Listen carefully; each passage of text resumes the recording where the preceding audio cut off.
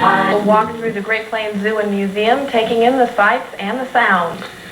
But each summer, the zoo plays host to children who can't walk around the grounds. Some, in fact, can't see the sights either, and others can't hear the different animals. But that really doesn't make much difference to the kids in the Crippled Children's Hospital. And as Andy ROESGEN found out today, their trip to the zoo is thanks to one man's generosity.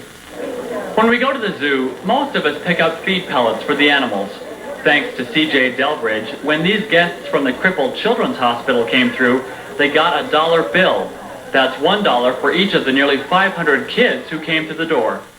We don't realize how fortunate we are. And so it's a great pleasure to help these little individuals.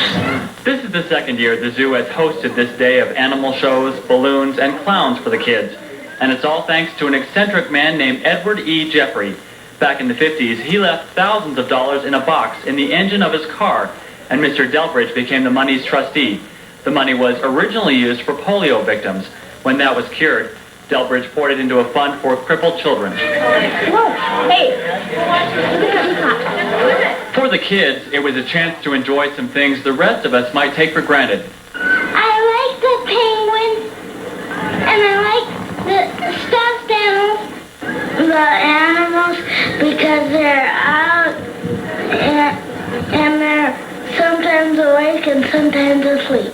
Delbridge says that when Edward Jeffrey died, he made it clear that Delbridge would be able to use the money however he saw fit.